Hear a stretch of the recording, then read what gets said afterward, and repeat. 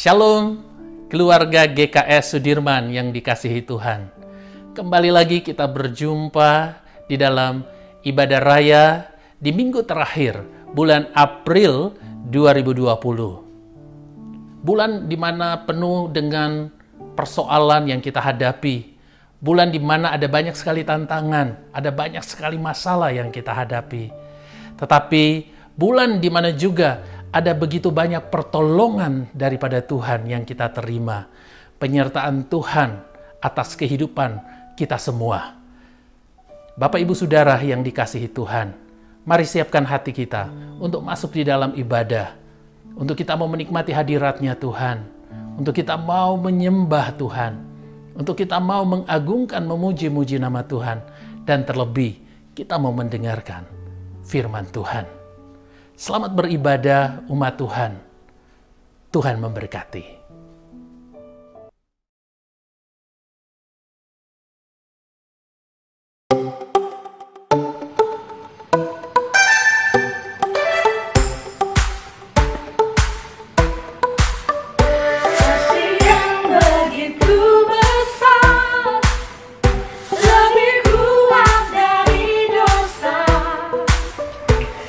Yang menemukanku, selamatkan dan pulihkanku.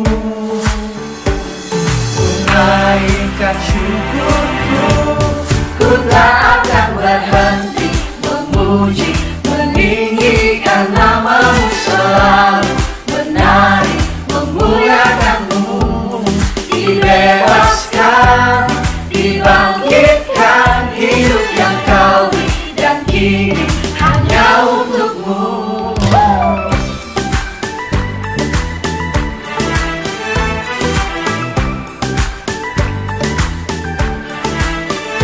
Kasih yang begitu besar, lebih kuat dari dosa. Kasih yang menemukanku, selamatkan dan pulihkanku. Tunaikan syukurku, ku tak akan berhenti memuji, meninggikan nama-Mu selalu, menari, memuliakan-Mu, dibebaskan, dibangkitkan, hidup yang Kau beri dan kini hanya untuk-Mu.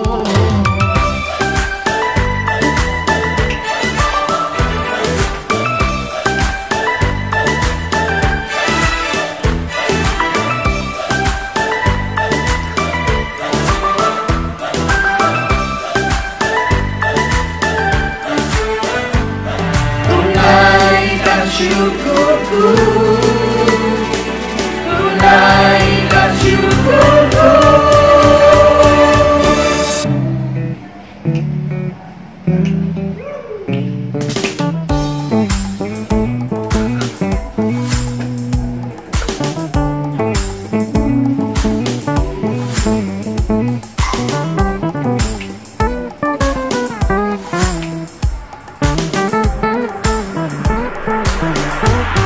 Bukan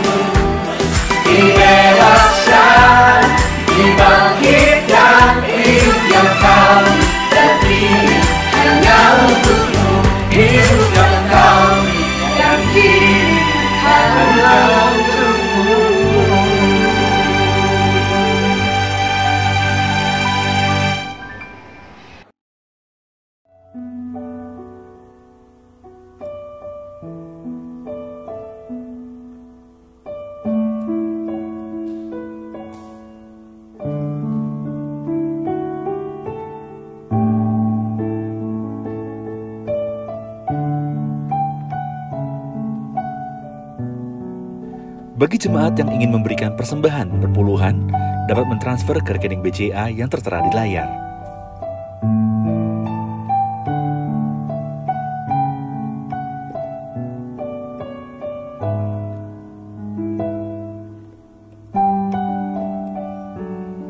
Ibadah raya minggu depan akan dilayani oleh Bapak Pendeta Brandi Subrata dan disertai dengan perjamuan kudus. Kami ucapkan banyak terima kasih buat jemaat yang setia mengikuti ibadah raya GKS Sudirman secara online. Dan tentu saja, setiap pelayan yang setia membantu pelayanan ini boleh berjalan dengan baik. Terima kasih buat persembahan yang terus diberikan oleh jemaat Tuhan untuk membantu pekerjaan Tuhan di GKS Sudirman, sehingga semuanya boleh berjalan dan kita persembahkan untuk hormat kemuliaan nama Tuhan. Dan saat ini, kita siapkan hati kita untuk mendengarkan firman Tuhan. Firman Tuhan akan dilayani oleh hamba Tuhan, Bapak Delby Langitan. Tuhan Yesus memberkati. Shalom, jemaat GKS yang dikasihi oleh Tuhan. Senang sekali hari ini kita bisa beribadah, bisa memuji dan menyembah Tuhan. Saya percaya dalam kondisi seperti ini tidak membatasi kuasa Tuhan, karena roh Tuhan ada di dalam setiap kita masing-masing, sehingga kita bisa berekspresi sebagaimana kita berkumpul bersama secara fisik. Kita imani itu karena roh Allah ada di dalam kita, dan Dia pasti ada di tempat kita masing-masing saat ini. Untuk itu, sebelum kita lebih jauh mendengar firman Tuhan, saya mengingatkan biar kita benar-benar mempersiapkan hati, duduk yang benar. Kalau bisa mau mencatat boleh, kita bisa benar-benar mendapatkan yang terbaik dari Tuhan. Amin. Haleluya. Hari ini saya juga mengajak kita untuk menyembah Tuhan, karena ini waktunya untuk kita semakin intim lagi dengan Dia. Karena di hari-hari ini tidak ada pegangan lain, tidak ada harapan lain selain kita ada bersama dengan Tuhan. Haleluya, haleluya. Bersamamu Bapa, ku lewati semua perkenananmu, ya teguhkan hatiku. Engkau yang bertindak, memberi pertolongan,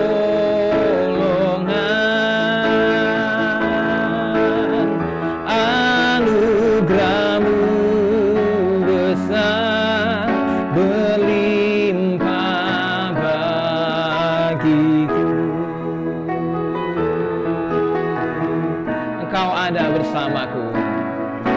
Engkau ada bersamaku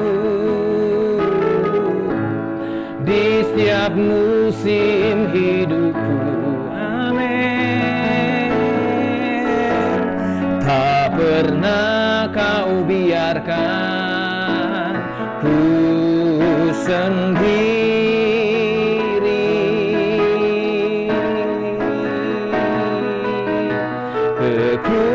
Kekuatan di jiwaku adalah bersama-Mu. Tak pernah ku ragukan kasih-Mu. Bersama-Mu Bapa, bersama-Mu Bapa, ku lewati semua perkenanan-Mu, ya teduhkan hatiku.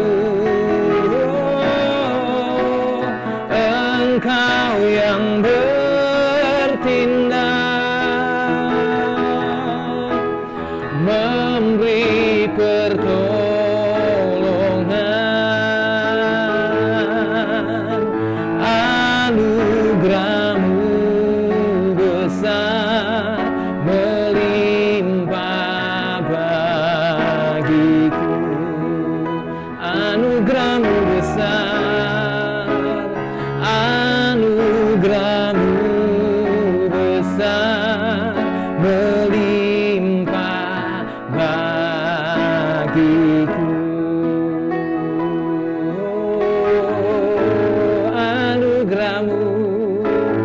Anugerah-Mu besar, melimpah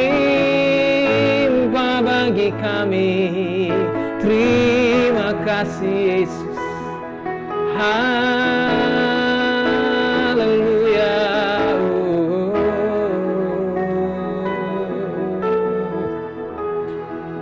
Bapa, kami mau terima kebenaran-Mu, karena ketika kami mengetahui kebenaran, kebenaran itu memerdekakan kami. Alkitab-Mu berkata bahwa firman-Mu adalah terang, firman-Mu adalah pelita. Setiap langkah kami benar-benar adalah satu kepastian, karena kami berjalan bersama dengan Engkau.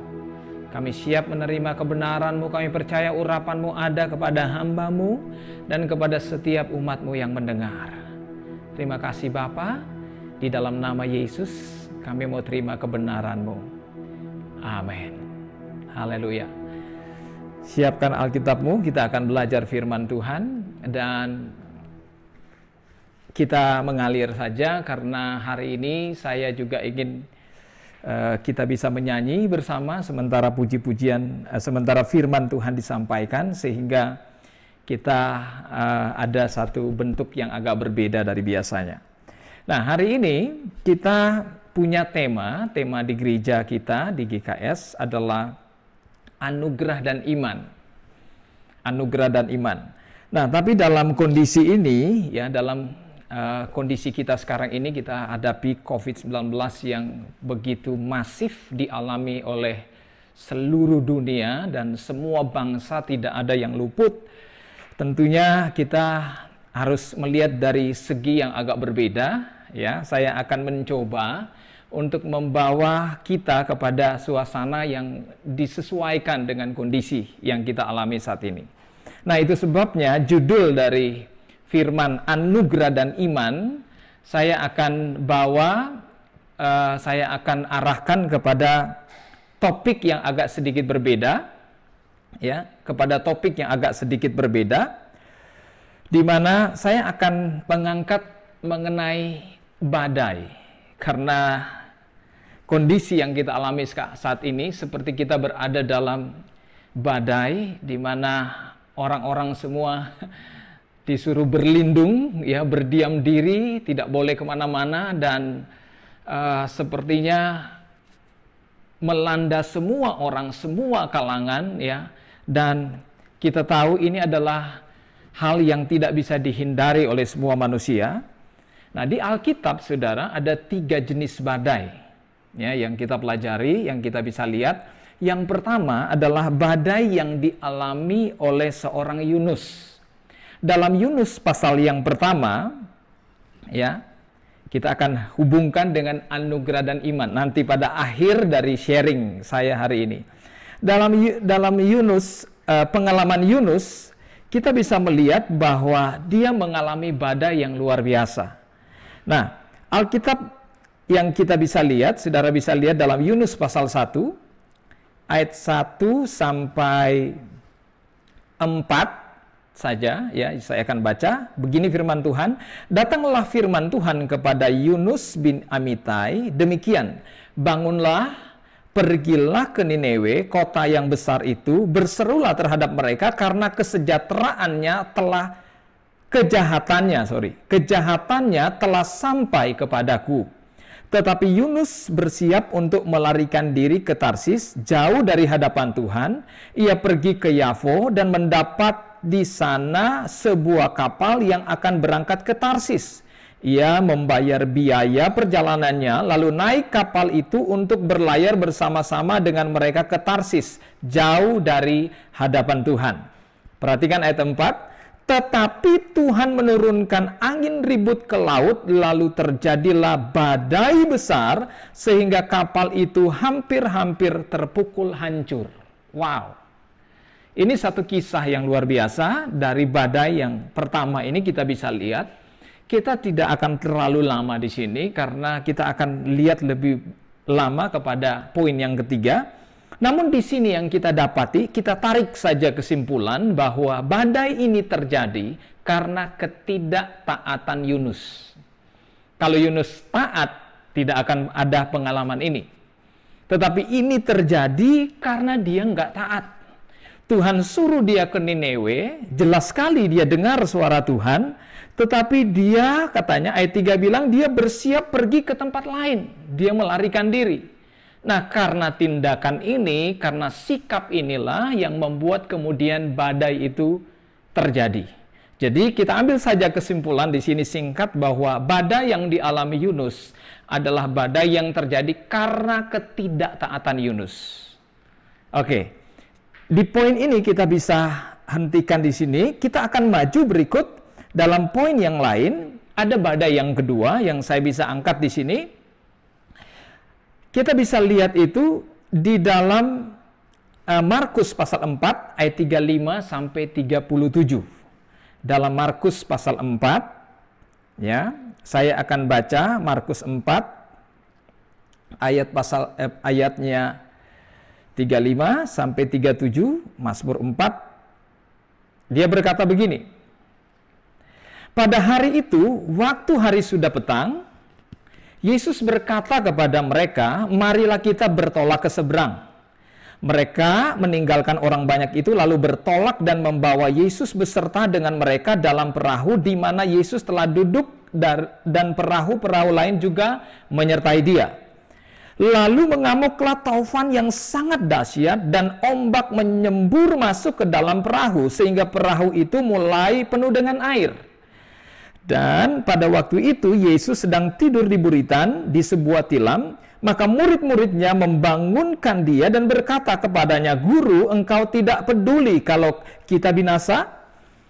Ia pun bangun, jadi Yesus ini bangun, menghardik angin itu dan berkata kepada danau itu, "Diam, tenanglah." Lalu angin itu reda dan danau itu menjadi teduh sekali. Ayat 40, lalu ia berkata kepada mereka, "Mengapa kamu begitu takut? Mengapa kamu tidak percaya?" Mereka menjadi sangat takut dan berkata seorang kepada yang lain, "Siapakah gerangan orang ini sehingga angin dan danau pun taat kepadanya?" Nah, kita melihat ini badai yang kedua terjadi, justru bertentangan dengan badai yang pertama. Kalau badai yang pertama terjadi karena ketidaktaatan Yunus, tapi badai yang kedua di sini terjadi justru karena mereka ngikutin, mereka mentaati apa yang Yesus minta. Yesus yang memulai, Yesus yang berinisiatif. Ayat 35 itu jelas. Dia katakan, "Marilah kita bertolak." Itu kata-kata Yesus. Yesus yang mengajak mereka untuk bertolak ke seberang. Tetapi kenapa kok ada badai? Nah, di sini kita bisa ambil satu pelajaran yang agak berbeda, bahwa ternyata saat kita mau belajar untuk taat kepada Tuhan, ngikuti Tuhan, bukan berarti tidak ada badai. Ada badai yang dialami oleh mereka, tetapi kita lihat, karena mereka bersama dengan Tuhan, ada sesuatu yang Tuhan lakukan, sehingga itu membuat sesuatu yang baru dalam pemikiran murid-murid, mengubah pola pikir mereka, mengubah cara pandang mereka kepada Yesus. Nah, saat itu apa yang terjadi dengan mereka? Mereka melihat bahwa Yesus ini kok tidur-tidur aja, sementara badai itu begitu luar biasa sampai membuat perahu mereka hampir tenggelam. Nah, tapi apa maksud dan tujuan dari badai ini terjadi? Mereka mentaati Yesus, harusnya aman. Yesus menjamin. Betul sekali, Yesus menjamin firman-Nya. Itu sebabnya dia berdiri, dia menghardik badai itu, dan dia katanya, apa? "Diam, tenanglah." Lalu angin itu reda dan danau itu menjadi teduh sekali. Lihat kata-kata Alkitab begitu spesifik. Bukan cuma tenang, ada gelombang-gelombang dikit, enggak. Tapi dia bilang, jadi teduh sekali. Wow. Luar biasa kehebatan firman Tuhan. Tuhan menjamin keselamatan murid-muridnya. Jadi Tuhan membawa murid-muridnya dan dia bertanggung jawab dengan firman-Nya. Kalau dia berkata, ayo kita berangkat ke seberang, dia menjamin bahwa mereka pasti sampai di seberang. Nah, cuma pertanyaannya, kenapa ada badai? Itu pertanyaan kita semua tentunya. Nah, kenapa ini badai terjadi? Alasannya adalah, lihat ayat yang ke-41, dia berkata begini, mereka menjadi sangat takut dan berkata seorang kepada yang lain, siapakah gerangan orang ini sehingga angin dan danau pun taat kepadanya. Dari ayat yang ke-41 ini kita bisa melihat bahwa maksud badai ini adalah supaya murid-murid mengenal lebih jauh siapa Yesus. Mereka tidak kenal di sini. Kalau kita lihat siapa gerangan orang ini, berarti mereka nggak tahu bahwa Yesus itu adalah Tuhan, Yesus itu adalah anak Allah, dia berkuasa, dia mampu melakukan segala hal. Mereka begitu takut karena mereka pikir mereka ini ngikutin perintah yang salah. Tidak. Kalau kita ikut Tuhan, pasti firman-Nya menjamin kehidupan kita. Termasuk saat seperti ini. Saat seperti ini di tengah COVID-19 di Amerika saat ini sudah sekitar 200.000 per hari yang meninggal karena pandemik ini. Itu luar biasa terjadi. Tapi kita lihat di balik semua ini Tuhan sedang mengajar kita untuk mencari satu pegangan yang sesungguhnya itu hanya di dalam Yesus, tidak ada yang lain. Nah, itu sebabnya perlu sekali kita selalu memuji Tuhan karena hanya Dia pegangan kita. Ada satu pujian yang sangat memberkati. Kita nyanyikan dulu pujian ini. Haleluya. Yesus. Amin. Di tengah luasnya samudra, di dalam badai bergelora, di dalam badai bergelora, Kaulah hidupku, Kaulah jangkar hidupku. Tak sekalipun ku goyah, firman-Mu terangi, firman-Mu terangi langkahku. Sumber damai dalam hidupku. Ku aman di dalam-Mu. Penyertaan-Mu sempurna, sepasti mentari bersinar, begitu pun janji-Mu. Amin. Yes, dalam segala perkara Engkau turut bekerja. Di tengah luasnya samudra, di dalam badai bergelora, Kaulah jangkar hidupku. Tak sekalipun ku goyah, firman-Mu terangi langkahku. Sumber damai dalam hidupku. Ku aman di dalam-Mu. Amin. Thank you Jesus. Penyertaan-Mu sempurna, sepasti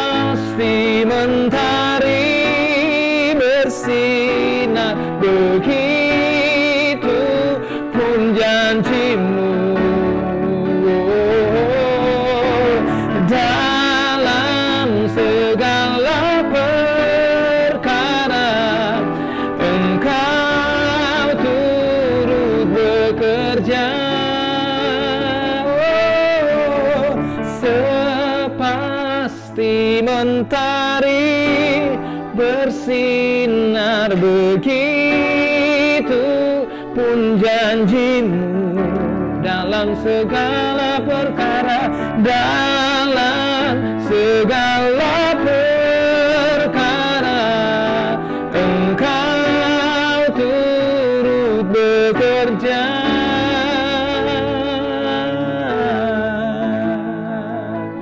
Di tengah badai sekalipun Allah turut bekerja. Dia menjamin firman-Nya kepada kita karena kita adalah anak-anak-Nya.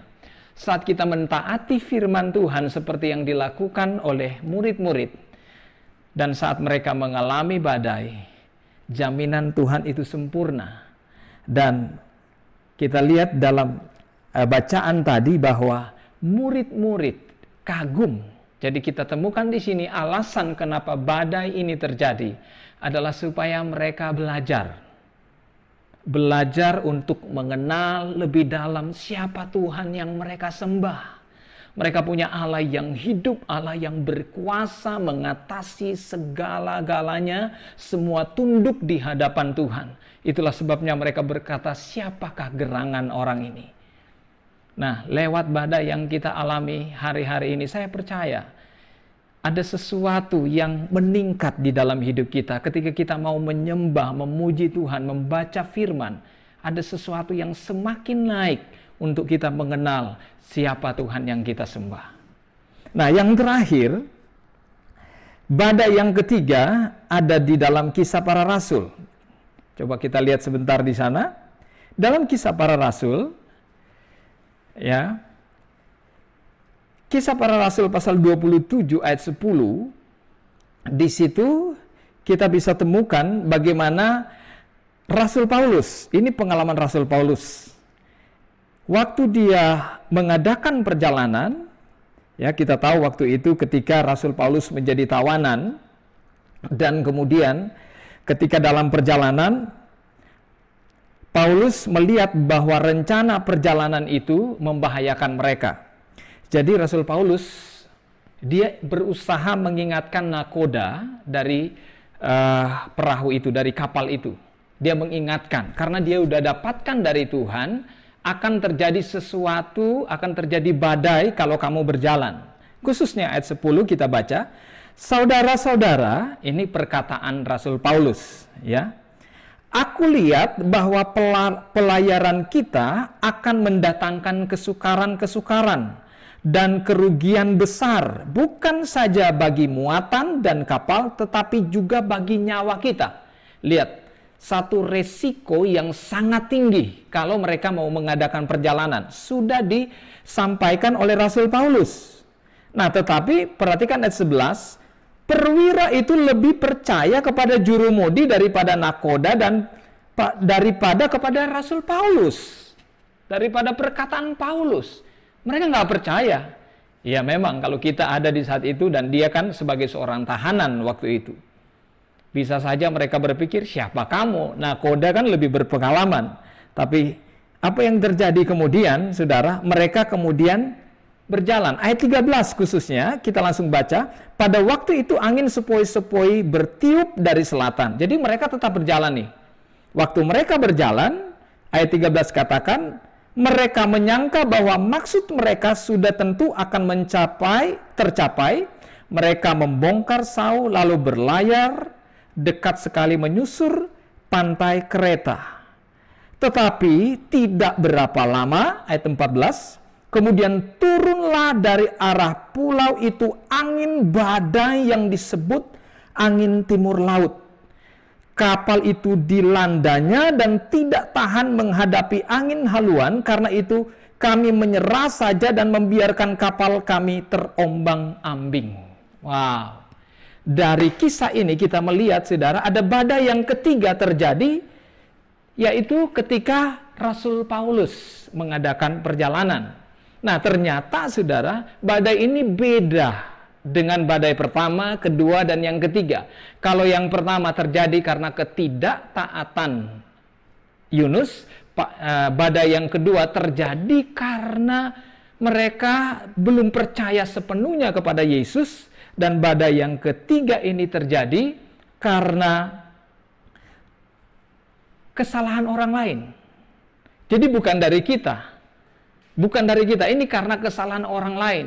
Kita sudah tahu, kita sudah ingatkan, kita sudah lakukan yang terbaik, tapi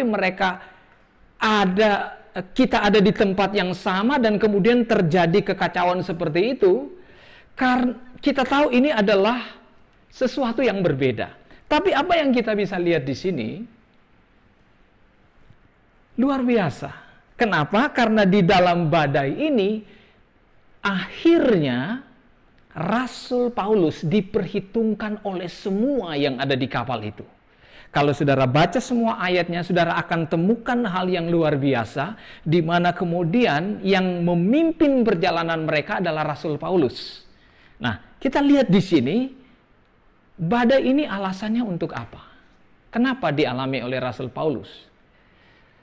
Tuhan ingin supaya jiwa-jiwa di kapal itu diselamatkan. Orang-orang melihat bahwa Tuhan yang disembah oleh Rasul Paulus adalah Tuhan yang hidup, Allah yang besar, Allah yang ajaib. Dan hebatnya Rasul Paulus sebagai anak Tuhan, dia benar-benar memegang kendali sekarang. Dia berdiri di atas badai. Dan saya percaya iman dan anugerah adalah hal yang sangat berharga yang Tuhan sudah taruh kepada kita. Di mana iman dan anugerah itu saat ini ada di dalam kita. Setiap orang yang sudah percaya Yesus, itu pasti orang-orang yang sudah beriman. Dan setiap orang yang beriman, dia dapat anugerah. Makanya ayat utama kita di dalam Efesus 2 ayat 8, dia katakan begini, sebab karena kasih karunia kamu diselamatkan oleh iman, itu bukan hasil usahamu, tetapi pemberian Allah. Jadi kasih karunia dan iman itu adalah pemberian Allah. Dan dia sudah kasih kepada setiap orang yang meresponi panggilan Tuhan. Ketika setiap orang percaya kepada Yesus, ketika ada orang percaya kepada Yesus, membuka hatinya, terima Yesus sebagai juru selamat, saat itu dia menerima anugerah dari Tuhan. Ada keselamatan, ada anugerah. Dan keselamatan, saudara, bukan hanya bicara tentang nanti kita di sorga, selamat masuk sorga, tetapi sejak kita ada dalam dunia ini, kita sudah alami paket dari keselamatan itu. Kesehatan, perlindungan, kelimpahan, kekayaan di dalam sorga, di dalam keseharian kita, finansial kita diberkati oleh Tuhan. Semua berkelimpahan. Kenapa? Karena kita adalah orang-orang yang sudah diselamatkan oleh Tuhan.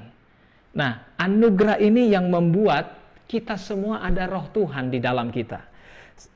Alkitab juga berkata bahwa dalam Roma 28, ya, Roma pasal 28 ayat 18 sampai 19 katanya bahwa dia katakan di situ bahwa Tuhan sudah memberikan kuasa kepada Yesus, ya, Bapa memberikan kuasa kepada Yesus, dan kuasa Yesus itu telah diberikan kepada kita sebagai gereja. Dia bilang, pergilah, jadikan semua bangsa murid. Ya, muridnya Tuhan Yesus, luar biasa. Ada kuasa di dalam kita, dan kuasa inilah yang membuat kita mampu berjalan di atas badai, mampu mengatasi badai, tekanan apapun yang terjadi. Kita punya Allah yang ajaib di dalam kita.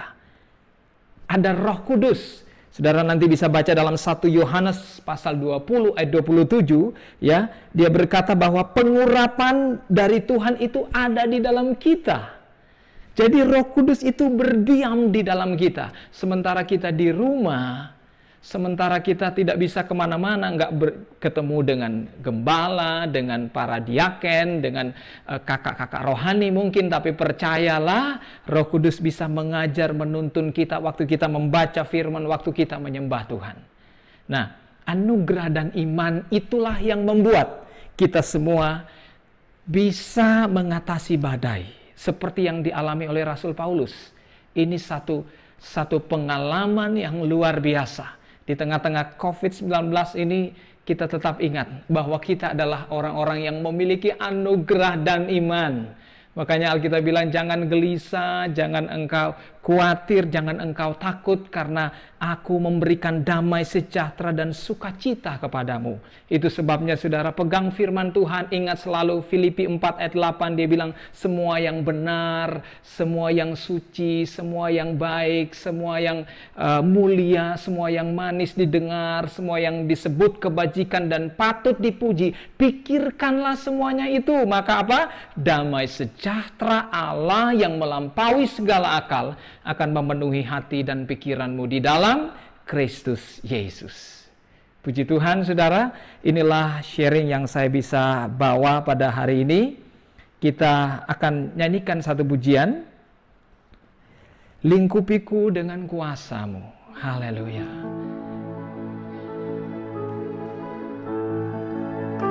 Di saat badai bergelora, amin, ku akan terbang bersamamu. Bapa, kau Raja atas semesta, ku tenang sebab kau Allahku. Lingkupiku dengan kuasamu, dengan sayapmu naungiku, naungiku.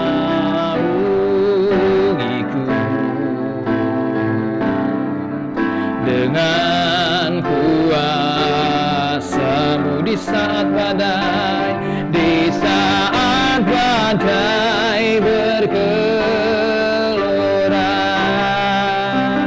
ku akan terbang bersamamu. Bapa, kau Raja atas semesta,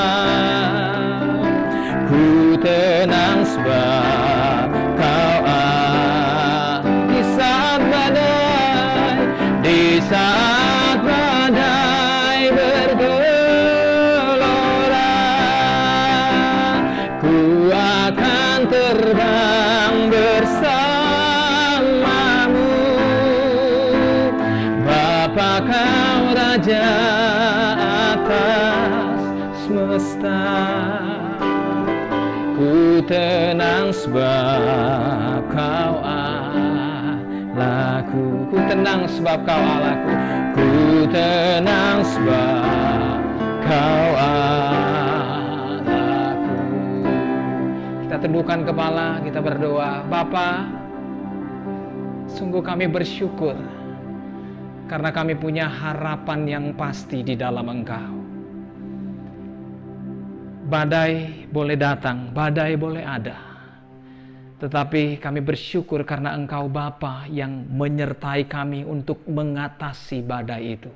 Kami bisa melewati semua dengan kekuatan Tuhan. Bahkan badai itu bisa menopang, mendorong kami untuk semakin tinggi terbang Tuhan. Kami semakin menikmati kemuliaan-Mu yang besar, kekayaan di dalam sorga. Kami semakin menikmati kelimpahan di dalam Yesus. Bapa, biarlah lewat apa yang kami sedang hadapi hari-hari ini, yang seakan-akan menekan kami tetap berpegang kepada kebenaran-Mu, karena kami adalah orang-orang yang punya iman dan anugerah yang telah dilimpahkan kepada kami, sehingga kami berjalan, bukan sekedar kami bertahan, tapi kami kuat bahkan jadi kesaksian kepada orang. Banyak orang diselamatkan melalui kehidupan kami, dan nama-Mu saja dimuliakan. Kami juga berdoa, satukan hati dan iman kami. Kami mau berdoa Tuhan, untuk bangsa kami Bapa. Keselamatan dari Tuhan benar-benar terjadi. Kami perkatakan di dalam nama Yesus. Para dokter Tuhan, para medis yang bekerja begitu keras Tuhan, mengatasi polemik ini Tuhan, pandemik COVID-19 ini, kekuatan hikmat Tuhan, perlindungan sempurna dari Tuhan terjadi di dalam nama Yesus. gereja-gerejamu bersatu, nama Tuhan senantiasa dimuliakan di atasnya. Terima kasih Bapa, kami bersyukur atas anugerah-Mu. Dan sekarang kita berdoa, kita terima berkat dari Tuhan. Haleluya, haleluya, haleluya. Tuhan memberkati dan melindungi engkau dalam segala jalanmu.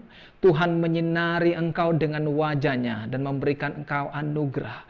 Tuhan menghadapkan wajah-Nya kepadamu dan memberi engkau damai sejahtera.